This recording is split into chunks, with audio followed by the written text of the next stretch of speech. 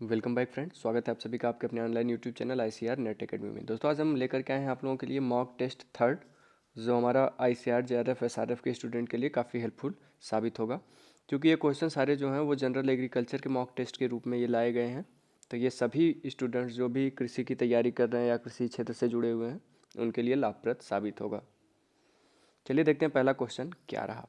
पहला क्वेश्चन हमारे सामने रहा, which one of the following is not a legume crop. आपको 10 सेकंड मिलेगा, आप अपना आंसर टिक करिएगा और लास्ट में चल के ज़रूर बताइएगा कि आपने इन 30 प्रश्नों में से कितने के सही जवाब दिए। इससे क्या होगा ना कि आपका सेल्फ इवैल्यूएशन होगा, और जब तक आपका सेल्फ इवैल्यूएट अपने आप को नहीं करेंगे तब तक सफलता नहीं मिल सकती है। सफलता पाना है तो करिए। चलिए तो इसका हम राइट आंसर बता देते हैं। वीट जो है वो हमारा लेग्यूम क्रॉप नहीं है। ऑप्शन नंबर 1 बिल्कुल राइट हो जाएगा। नेक्स्ट क्वेश्चन है, total cultivated area in India is close to. पहला ऑप्शन है 500 million hectare, 400 million hectare, 180 million hectare और 60 मिलियन हेक्टेयर। अपना आंसर लगा लीजिए। बिल्कुल राइट आंसर हो जाएगा 180 मिलियन हेक्टेयर। जो टोटल कल्टीवेटेड एरिया है वो लगभग 180 मिलियन हेक्टेयर है भारत की। नेक्स्ट क्वेश्चन की बात करेंगे, nitrogen deficiency in plant leads to. जो नाइट्रोजन की डिफिशियंसी होती है उससे क्या इफेक्ट पड़ता है? क्लोरोसिस हो जाता है, एक्सेसिव ग्रोथ होता है, प्रोफ्यूज फ्लावरिंग होता है और डार्क ग्रीन कलर। तो सही आंसर बिल्कुल क्लोरोसिस हमारा जो होगा वो नाइट्रोजन डिफिशियंसी के कारण होता है। क्लोरोसिस का मतलब होता है हरिमाहीनता, lack of chlorophyll. Next question की बात करेंगे।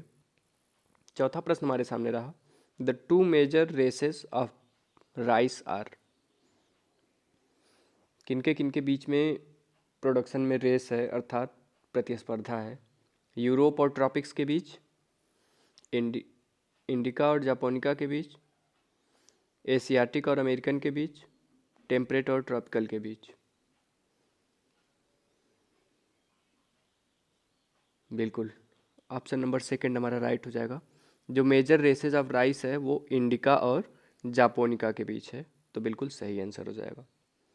नेक्स्ट रहा हमारे सामने, NPK requirement in legume is generally. तो जो लेग्यूम्स होते हैं उनको एनपीके का क्या रेशियो जो है वो रिक्वायरमेंट होता है, सुटेबल होता है? राइट आंसर हो जाएगा 1:2:2। ऑप्शन नंबर 3 बिल्कुल राइट हो जाएगा। लेग्यूम क्रॉप के लिए जो नाइट्रोजन, फास्फोरस और पोटास का रेशियो होता है वो 1:2:2 होता है। बात करेंगे नेक्स्ट क्वेश्चन की, तो which of the following state has highest geographical area? UP, Bihar, Rajasthan, Madhya Pradesh.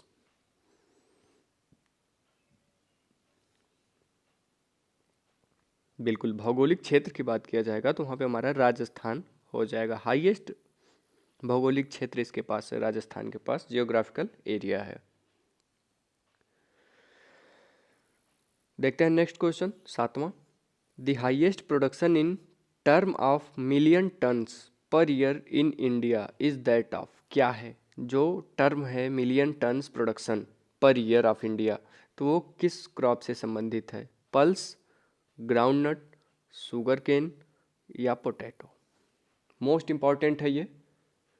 JRF, SRF, ICR, net, एएसआरपी का जो एग्ज़ाम है, जितने भी आईसीआर के अगर आप एग्ज़ाम देने जा रहे हैं, वो पीजी एंट्रेंस हो चाहे जो भी हो, तो आपके लिए काफ़ी हेल्पफुल साबित होगा ये।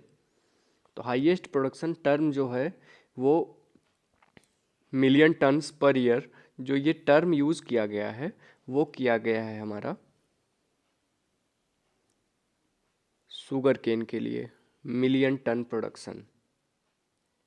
चलिए देखते हैं नेक्स्ट क्वेश्चन। नेक्स्ट क्वेश्चन रहा, respiration in plant is essentially a process related to the following. बिल्कुल जो रिस्पायरेशन का प्रोसेस होता है पौधों में वो ऑक्सीडेशन प्रोसेस को फॉलो करता है। चलिए देखते हैं next question, linkage between genes affects.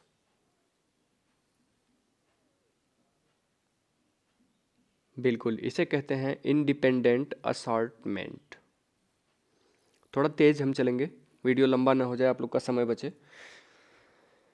Next question रहा हमारे सामने, NPK are regarded in plant nutrient as. Trace element होता है, मैक्रो होता है, माइक्रो होता है और नॉन इसेंशियल होता है। तो जो एनपीके हमारा होता है वो हमेशा हमारा मैक्रो एलिमेंट के अंतर्गत आते हैं। चलिए देखते हैं next question. DNA contain following number of nitrogenous base repeated in various sequence. कितने नाइट्रोजनस बेस का रिपीटेशन होता है, करता है डीएनए? तो वो हमारा करता है 4। ऑप्शन नंबर 3 बिल्कुल राइट हो जाएगा। आपसे बार बार कहने में अच्छा भी नहीं लगता, अगर पहली बार आ रहे हैं तो सब्सक्राइब कर लीजिएगा और बेल आइकन ज़रूर दबा लीजिएगा और ज़्यादा से ज़्यादा शेयर कर दीजिए और कमेंट तो ज़रूर कर दिया करिए। कमेंट में 1 मिनट लगेगा, 1 मिनट से भी कम लगेगा, बट आपका सेल्फ इवैल्यूएशन होगा, आप अपनी सफलता को प्राप्त कर सकते हो। ऐसा अगर करते हो तो, नहीं करोगे तो मेरा क्या लेके जाओगे? थोड़ा सा मोटिवेशन मिलता है कि आप लोग के लिए हेल्पफुल है वीडियो की नहीं है। चलिए देखते हैं 12वां question. Animal and plant cell can be differentiated by. तो बिल्कुल इजी क्वेश्चन है ये, प्रेजेंस और एब्सेंस ऑफ सेल वॉल। इसी से हम डिफ्रेंशिएट करते हैं प्लांट और एनिमल सेल को। चलिए देखते हैं next question. In temperate countries generally sugar is obtained from which of the following crop. Temperate कंट्रियाँ जो होती हैं, जो देश होते हैं, उनमें शुगर सामान्यतः किस फसल से प्राप्त किया जाता है? तो बिल्कुल राइट आंसर हो जाएगा शुगर बीट। शुगर बीट के द्वारा टेम्परेट कंट्री में शुगर को ऑब्टेन किया जाता है। आगे बात करेंगे, the idea of particulate nature of inheritance was given by. जो आइडिया था पार्टिकुलेट नेचर का, ऑफ इनहेरिटेंस का, वो किसने दिया था? तो वो मेंडल महोदय के द्वारा दिया गया था। चलिए बात करेंगे 15वें प्रश्न की। 15वां प्रश्न हमारा रहा, cultivated rice Oryza sativa has following chromosome number of. जो ओराइजा सटाइवा है वो कितने क्रोमोसोम नंबर को वियर करे रहता है? तो हमारा किए रहता है 2n = 24। चलिए बात करेंगे 16वें प्रश्न की। 16वां प्रश्न हमारे सामने रहा, in the presence of sunlight CO2 and H2O with chlorophyll, help of chlorophyll and converted into carbohydrates, this is known as। तो वो प्रक्रिया क्या कहलाती है जिसमें सनलाइट रहता है, CO2 रहता है, H2O रहता है और क्लोरोफिल की सहायता से उसे कार्बोहाइड्रेट में बदल देता है? अब तो आप लोग समझ ही गए होंगे मेरा इतना हिंदी में बताने का तात्पर्य। तो वो हमारी प्रक्रिया थी फोटोसिंथेसिस। चलिए बात करेंगे नेक्स्ट क्वेश्चन की। Soil productivity takes into account the following. जो सॉइल प्रोडक्टिविटी है वो किस अकाउंट को फॉलो करती है?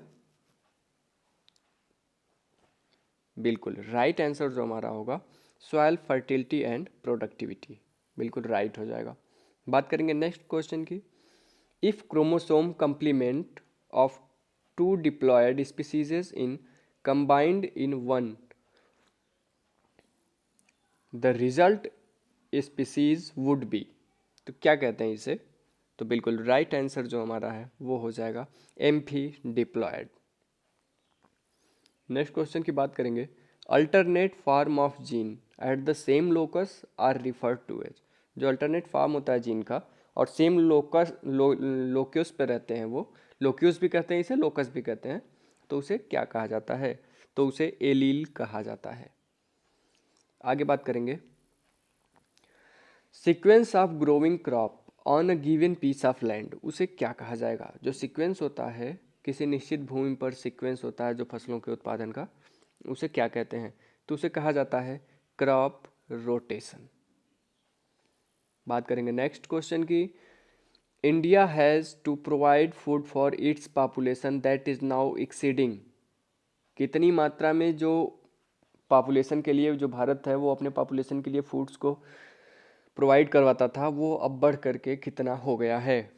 बिल्कुल, तो वो अब हो गया है 1 बिलियन। ऑप्शन नंबर 2 बिल्कुल राइट हो जाएगा। आगे बात करेंगे, in a diploid species generally following number of the chromosome involve in pollen mitosis. बिल्कुल जो 2n होगा वो हमारा राइट हो जाएगा। चूँकि डिप्लॉयड स्पीसीज की बात की कर रहा है तो वहाँ पे हमारा उसे 2n से डिनोट किया जाता है। आगे बात करेंगे, sulphur fungicide can be freely used on all vegetable accept.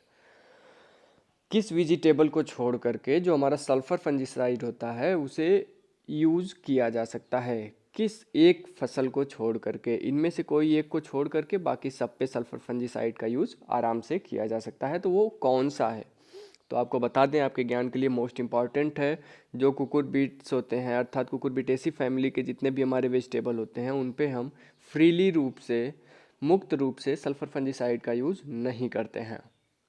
आगे बात करेंगे 24 नंबर के प्रश्न की, Karnal bunt is a serious disease of. Karnal bunt जो है वो किसका सीरियस डिजीज है? तो हमारा वीट का सीरियस डिजीज है करनाल बंट। बात करेंगे नेक्स्ट क्वेश्चन की, zinc is required for synthesis of. तो जिंक किसके सिंथेसिस के लिए आवश्यक हो जाता है?